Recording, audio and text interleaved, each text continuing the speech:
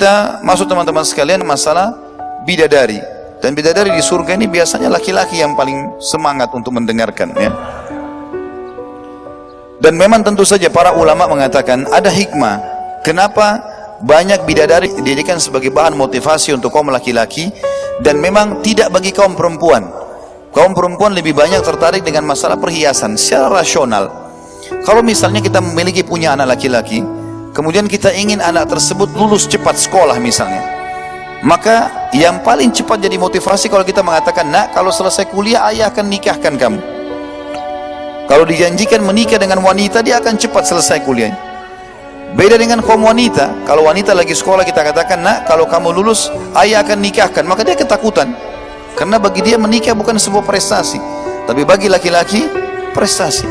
Maka Allah sebutkan masalah bidadari, dan ini bukan aib untuk menjelaskan. Bahkan ayat-ayat yang akan kita baca nanti, kalau diterjemahkan ke bahasa Indonesia, ada orang-orang nanti yang mungkin salah faham kalau dia mengikuti pemahaman para orientalis, seakan-akan ada gambaran pornografi, na'udzubillah, dalam Al-Quran, padahal sebenarnya sama sekali tidak. Tapi Allah SWT menyebutkan ini sebagai motivasi. Sebagian mujahidin pada saat mereka lagi berperang di zaman tabi'in, zaman tabi'in, mereka selalu kalau mau memotivasi satu sama yang lain, mereka menyebutkan tentang ciri bidadari surga, dan memang bidadari-bidadari ini akan menyambut mereka di surga itu, serta ada respon para bidadari sekarang sementara kita di dunia. Maka sebagian di antara mereka berkata, kenapa membahas masalah bidadari? Maka kata para mujahidin, kami membahas karena Allah menjanjikan, dan memang inilah yang memotivasi kami untuk bisa terbunuh di jalan Allah. Kita sebutkan misalnya, disebutkan dalam bahasa Arab hurun in. Hurun in disilakan dengan bidadari. Hur itu, kalau dalam bahasa Arab, hur dikatakan orang itu berhur atau orang itu hur kalau bola matanya besar, putihnya putih pekat, hitamnya hitam pekat. Itu baru dinamakan dengan hur, istilah hur. Dan Al-Quran menyebutkan bidadari dengan hur in. Dan yang dimaksud dengan in adalah mata yang lebar. Hur adalah putih yang bersih, hitamnya hitam pekat, innya adalah mata yang lebar. Ini ciri pertama para bidadari di surga. Dan tentu kata para ulama, semua yang disebutkan di surga, makanannya, pakaiannya, kemudian ciri-ciri penghuninya, itu menandakan kalaupun ada di dunia maka itu adalah yang terbaik. Misal buah-buahan surga, masalah pisang ada disebutkan, kemudian ada anggur, ada delima, ada kurma. Ini memang buah-buahan yang paling bermanfaat dalam kesehatan manusia di dunia. Begitu pula pada saat disebutkan tentang masalah ciri penghuni surga, mereka tinggi, mereka berkulit putih, mereka besar, dan seterusnya. Ini sudah menjadi ciri khas manusia. Kalau ditemukan ada seseorang berbadan kekar misalnya, berkulit putih dan gagah, maka orang merasa orang ini baik untuk dilihat. Maka ciri penghuni surga begitu. Bagi teman-teman yang merasa dirinya jelek, nggak usah khawatir, ya. Karena ini hanya di dunia saja, sebentar. Kalau ada orang yang berkulit hitam, gelap, dianggap mukanya jelek, ini cuma dunia, formalitas. Karena fisik kita ini hanya di dunia, kita tidak akan bawa ke akhirat. Sebagaimana sabda Nabi SAW, semua penghuni surga tidak terkecuali laki-lakinya, tidak terkecuali tinggi mereka seperti Adam, 60 siku ke langit, 27,5 meter. Jadi yang pendek gak usah khawatir ini. Hati mereka seperti Ayub. Ayub alaihissalam orang yang sangat sabar, pemaaf, semua penghuni surga begitu. Dan wajah mereka seperti Yusuf alaihissalam. Kita tahu Nabi Yusuf alaihissalam disebutkan dalam hadis diberikan sepertiga kegagahan dunia. Bagaimana bisa para wanita di Mesir memotong tangan mereka waktu melihat wajah Yusuf alaihissalam, sampai lupa kalau ini pisau dan ini tangannya. Terpotong karena gagahnya Yusuf alaihissalam. Saya yakin tidak ada orang seperti kita di sini, gitu kan? Tapi nanti hari kiamat Allah akan berikan wajah seperti Yusuf alaihissalam. Kata sebagian ulama, bentuk-bentuk wajahnya supaya dikenal oleh orang-orang dunia tetap sama, tapi Allah mengubahnya menjadi tampan seperti Yusuf alaihissalam. Tingginya seperti Adam dan hatinya seperti Ayub alaihi wassalatu wassalam. Ini kelebihan yang luar biasa Allah berikan. Begitu pula dengan wanita. Pada saat ditemukan ada wanita yang berbola mata yang besar, dan ini disebutkan ciri para bidadari, ini adalah sebuah keindahan yang Allah berikan, ya, dikaruniakan kepadanya. Ibnu Qayyim berkata, in adalah wanita-wanita yang matanya mengumpulkan sifat-sifat keindahan dan kecantikan. Sementara hur, kalau kita lebih luaskan maknanya kata ulama, adalah mata perempuan yang muda, yang molek, yang putih, yang cantik, dan bagian hitamnya sangat indah. Dan Allah sebutkan itu dalam surah Dukhan ayat 54, a'udzubillahi minasyaitonirrajim, kadzalika wazawwajnahum bihurin 'ain. Begitulah penghuni surga kami nikahkan mereka dengan para bidadari yang bermata indah di surga. Juga dalam surah At-Tur ayat 20, a'udzubillahi minasyaitonirrajim, muttaqiina ala sururin masfufa wa zawwajnahum bihurin 'ain. Mereka bersandar di atas dipan-dipan yang tersusun dan kami berikan kepada mereka pasangan bidadari yang bermata indah. Dalam Al-Waqiah 22 juga wa hurun 'ain. Terus Allah Subhanahu wa taala sebutkan masalah itu. Dan bidadari yang bermata indah. Dalam hadis Bukhari Muslim, Nabi SAW menyebutkan tentang penghuni surga, la yabulun, mereka tidak akan pernah buang air kecil lagi, wala yatagawwatun, mereka tidak akan pernah buang air besar, wala yatfilun, mereka tidak akan pernah meludah, wala yamtakhitun, mereka tidak akan pernah beringus atau sakit, amsyatuhumudz zahab, sisir-sisir mereka terbuat dari emas, warashuhum misk, dan keringat mereka lebih wangi dari kasturi, wa majamiruhumul uluwah atau al-anjuj udut tib, dan kayu tengkuh mereka atau di tengkuh perapian mereka untuk berwangi-wangi adalah jenis kayu wangi atau gaharu. Dan dikatakan wa azwajuhumul hurun 'ain, dan istri-istri mereka para bidadari yang memiliki mata-mata yang indah. Ala khalqi rajulin wahidin ala surati abihin Adam sittuna dhira'an fis sama. Mereka akan diciptakan seperti poster tubuh satu orang, yaitu Adam alaihissalam, 60 siku ke langit. Di dalam hadis yang lain disebutkan tentang masalah bidadari dan penghuni surga akan masuk ke dalam surganya. Kemudian Allah mengutus kepadanya bidadari datang. Kata Nabi SAW, "Tsumma yadkhulu baitahu." Kemudian penghuni surga itu akan masuk ke istananya. "Fatadkhulu alaihi zawjatahu minal hurun 'ain." Maka datanglah dua istrinya dari bidadari surga. Fataqulan, maka keduanya berkata, "Alhamdulillahilladzi ahyaka lana wa ahyana laka." Segala puji bagi Allah yang telah menghidupkan engkau untuk kami dan menghidupkan kami untuk engkau. Qala fayaqul ma uti ahadun mithla ma utitu. Nabi SAW mengatakan, dan penghuni surga itu mengatakan, sungguh aku telah dianugerahkan yang tidak dianugerahkan untuk orang selain aku. Di dalam hadis yang lain disebutkan bahwasanya bidadari-bidadari surga ini memiliki beberapa ciri-ciri. Selain daripada mata yang indah, mata-mata tersebut juga tidak liar atau melihat ke sana sini. Sebagaimana dalam surah As-Saffat ayat 48, kata para ulama makna ayat ini adalah dia selalu melihat ke arah suaminya, dan kalau tidak ada suaminya maka dia turunkan pandangannya. Wa indahum qasiratut tarfi 'ain, dan di sisi mereka nanti penghuni surga ada bidadari bermata indah dan mereka selalu membatasi pandangan mata mereka. Juga dikatakan dalam ciri bidadari ini, mereka akan tinggal di dalam istana dan tidak akan pernah keluar kecuali ada pasangan penghuni surga dari suami mereka. Kemudian mereka hanya paling jauh keluar ke taman istana, dan mereka tidak akan pernah meninggalkan istana walaupun suami mereka sedang meninggalkan istana itu. Kata Mujahid, seorang tabi'in, mengatakan bidadari-bidadari tersebut tidak meninggalkan kemah-kemah mereka. Mereka bukanlah wanita yang suka keluar masuk rumah dan berkeliling di jalan-jalan sebagaimana dilakukan oleh para penduduk dunia. Akan tapi mereka bertahan dan terpingit untuk suami-suami mereka. Ciri yang lain, mereka sebaya, artinya tidak akan pernah bertambah umurnya. Umurnya 33 tahun, tidak akan lebih dari itu, tidak akan berkurang dari itu.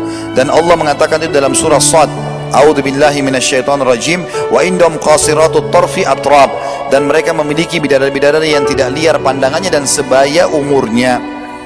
Juga mereka punya ciri, mereka selalu perawan. Digaulin oleh suaminya mereka kembali perawan, selalu begitu, tidak akan pernah tidak perawan. Setiap habis digauli mereka akan kembali perawan, dan Allah sebutkan dalam Al-Quran, dan mereka selalu penuh dengan cinta, dan mereka tidak akan pernah berubah umurnya atau berubah kulit-kulitnya.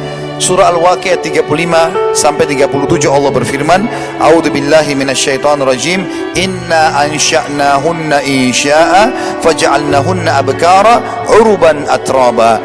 Kami menciptakan mereka para bidadari secara langsung, mereka tidak melalui proses bayi, anak-anak dan seterusnya, langsung diciptakan Allah sempurna. Lalu kami jadikan mereka perawan-perawan.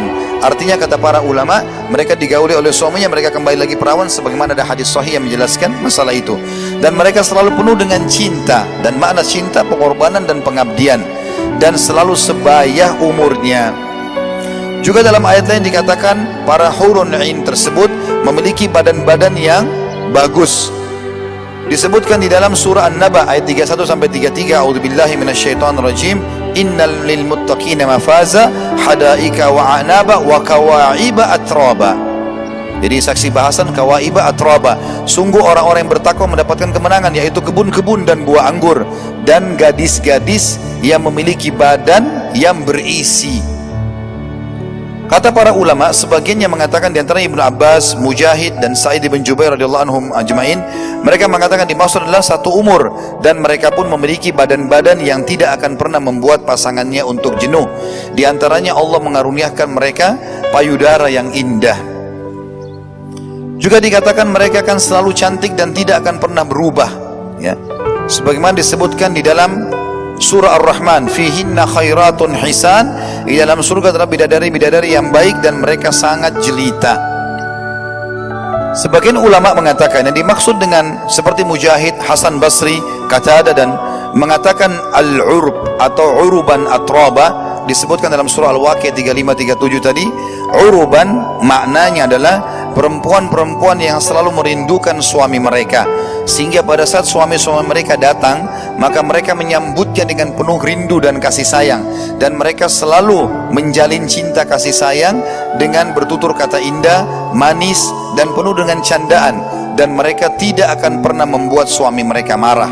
Bahkan para bidadari ini sudah memiliki hubungan dengan orang-orang beriman di dunia, sebagaimana hadis yang sahih, kata Nabi SAW, tidak ada seorang istri yang menyakiti suaminya di dunia kecuali Allah pasti akan mengizinkan bidadari dari istrinya di surga berkata, semoga Allah membinasakanmu, sungguh suamimu ini sebentar lagi akan kembali kepada kami. Jadi kalau seandainya ini ada interaksi, maknanya memang penghuni surga sekarang sudah ada wanita-wanita tersebut.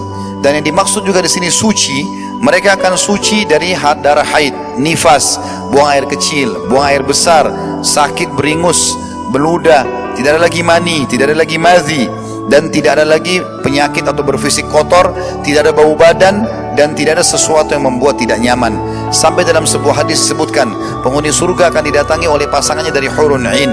Kemudian hurun 'ain tersebut datang menepuk pundaknya, maka penghuni surga tersebut melihat ke arahnya dan menemukan pipinya lebih jernih daripada cermin.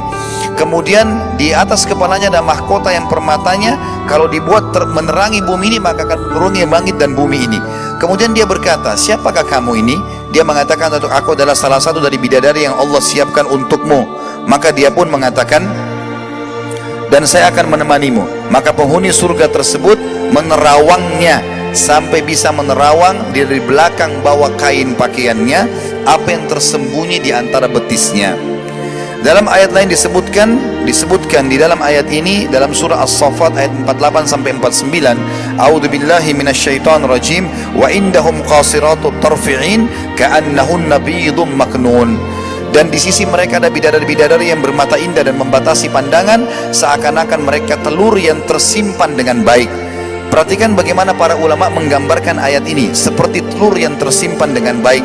Kata Sa'id bin Jubair, Abdullah bin Abbas, dan banyak ulama yang lain diantaranya Atha bin Abi Rabah, mereka mengatakan yang dimaksud dengan putih telur, yang dimaksud dengan telur adalah putihnya kulit telur yang berada di antara kuning dan kulitnya. Kalau telur itu direbus, maka kita akan temukan setelah kulitnya dibuka ada kulit di dalam yang lembut yang bisa dimakan dan berwarna putih.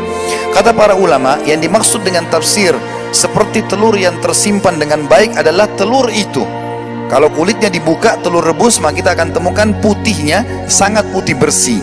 Dan putih ini akan memberikan gambaran kebening-beningan kalau belum tersentuh dengan tangan manusia. Allah menggunakan bahasa ini untuk menggambarkan keindahannya para bidadari tersebut. Mereka juga memiliki permata-permata yang indah, sebagaimana Allah sebutkan atau diibaratkan mereka seperti permata yang indah.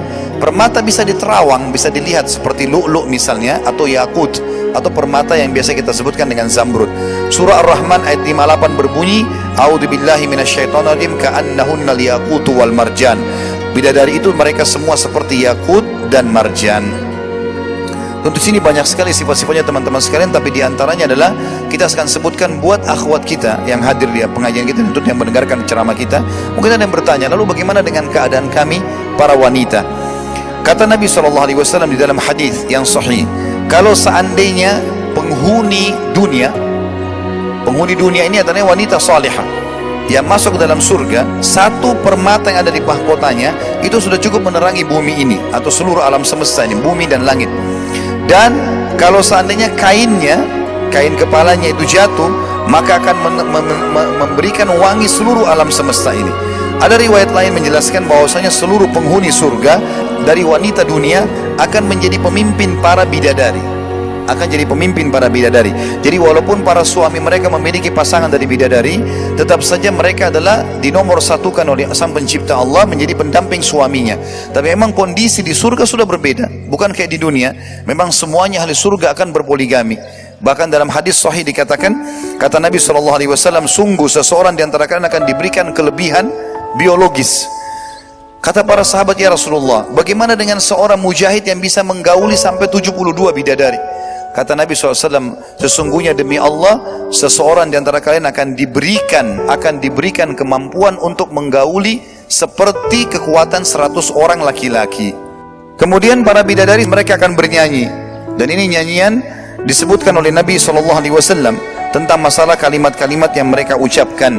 Saya terjemahkan saja langsung, dan hadis ini hadis sahih diriwayatkan oleh Al-Haythami. Kata Nabi SAW, sesungguhnya istri-istri para penghuni surga akan bernyanyi untuk suami-suami mereka dengan suara-suara terindah yang sama sekali tidak pernah didengar oleh seorang pun. Di antara nyanyian mereka adalah, kami adalah para bidadari-bidadari terbaik yang elok rupa, menjadi istri-istri kaum yang mulia dan melihat dengan mata-mata yang jelita. Dan di antara nyanyian mereka adalah bidadari-bidadari yang kekal selama-lamanya. Kami adalah bidadari-bidadari yang kekal selama-lamanya, dan karenanya kami tidak akan pernah mati dan meninggalkan para suami kami.